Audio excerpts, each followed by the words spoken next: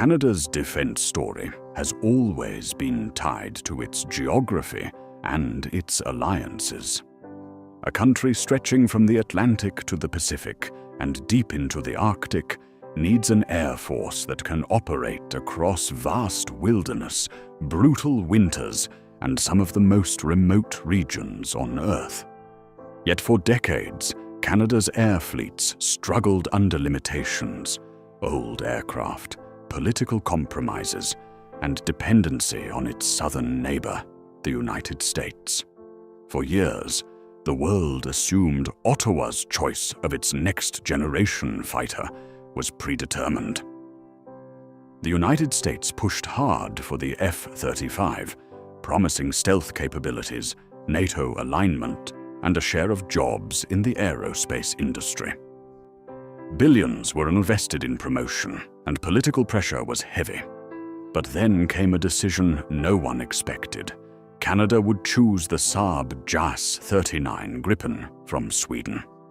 This choice stunned observers because it was not only about an aircraft, it was about independence.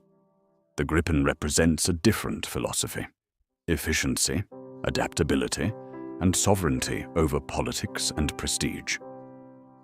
Unlike the F-35, which ties its operators to American software locks and complex maintenance systems, Gripen gives Canada freedom. It can be serviced domestically, flown without outside approval, and adapted to Canada's unique defense needs. The Gripen is not the most expensive jet in the world, but it may be the smartest. Built for Sweden's survival against larger adversaries, it was designed to operate from roads and improvised runways, maintained by small crews with minimal equipment. For Canada, where Arctic outposts and icy highways may be the only available runways, this is a perfect match. It means Canada's air power is not limited by big bases or fragile infrastructure. Gripen can launch anywhere, anytime. The symbolism of this move reaches deep into Canadian history. Many still remember the Avro Arrow, Canada's own advanced jet project from the 1950s that was cancelled under heavy US pressure. That event marked the loss of Canadian aerospace ambition. Choosing Gripen feels like a form of redemption, a statement that Canada will no longer bow to political pressure when its sovereignty is at stake. Performance-wise, Gripen is a force multiplier. Its electronic warfare system is legendary, capable of confusing enemy radars, jamming communications, and creating phantom targets. In NATO exercises, Gripens have shot down far more expensive jets by making themselves invisible or untouchable. Canadian pilots who trained on the aircraft report feeling liberated. The cockpit design is so intuitive that it reduces workload and allows them to focus entirely on mission strategy. Economics also played a decisive role. The F-35 costs tens of thousands of dollars for every hour it flies. Gripen's operating cost is only a fraction, meaning Canada can afford a larger fleet and keep its jets ready for longer. This is not just about money. It is about sustainability. A fleet that can always fly is far more powerful than a few stealth aircraft stuck on the ground due to maintenance delays. The geopolitical shock was immediate. Washington could not openly condemn Canada's choice without risking NATO division. But the unease was obvious. Defense contractors in the US saw billions slipping away. At the same time, smaller NATO nations struggling with budgets began paying attention. If Gripen could provide equal or superior defense at a fraction of the cost, why should they lock themselves into America's expensive defense system? Canada's decision is more than procurement. It is a strategic shift. It says to the world that Canada is no longer content to play the quiet junior partner. It is asserting control over its destiny.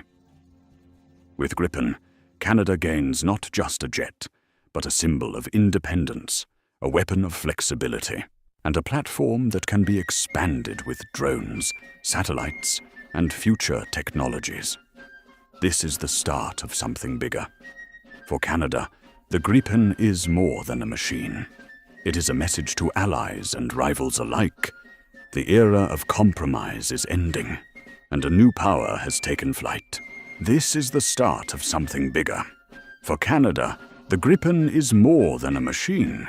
It is a message to allies and rivals alike. The era of compromise is ending, and a new power has taken flight. Gripen represents a new kind of warfare philosophy, one based on speed, adaptability, and intelligence. Traditional military thinking measures strength in raw numbers: the biggest fleet, the largest bombers, the most expensive stealth jets. But Canada's embrace of Gripen challenges that mindset. In modern conflict, it is not the most expensive jet that wins, but the one that adapts faster. And Gripen adapts faster than any aircraft in the world. The Arctic is where this choice matters most.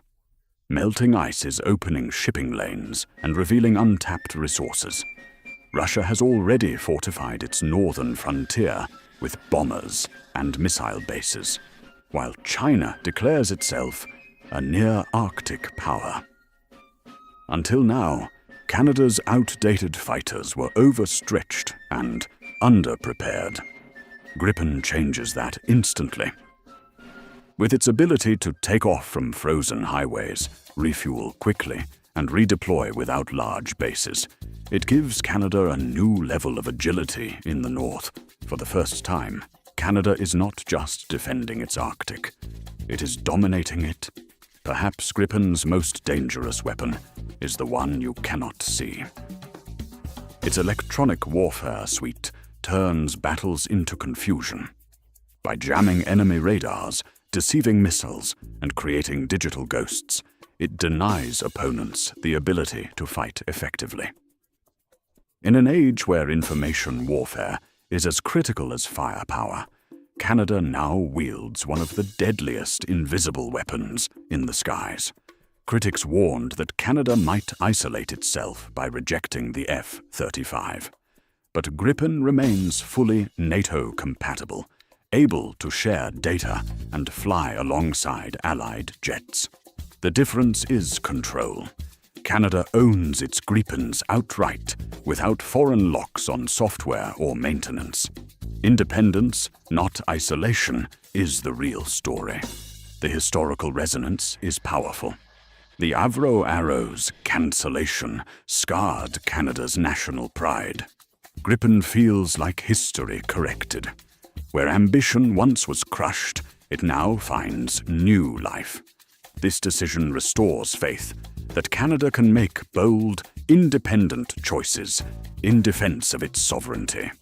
Already, early training results show Gripen exceeding expectations. Maintenance times are shorter, sortie rates are higher, and pilots report the aircraft feels like a partner rather than a burden. For a military stretched across vast distances, this reliability is priceless. Canada is not just gaining a fighter. It is gaining an air force that can always be ready.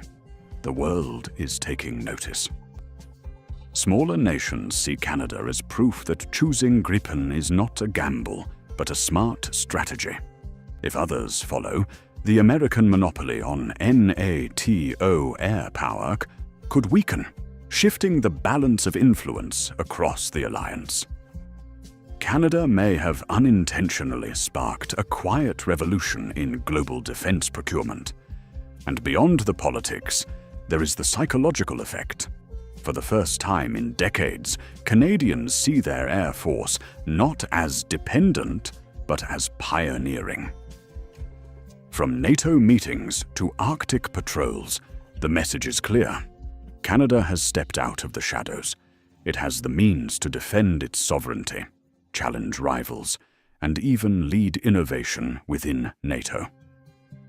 As the first Gripens take to the skies over Canada, a new chapter begins. From frozen Arctic airstrips to international war games, their presence is more than steel and wings. It is a reminder that nations do not need to be superpowers to make superpower choices. Canada's new power is here. And from this moment on, nothing, not the Arctic, not NATO, not the balance of military power itself, will ever be the same again.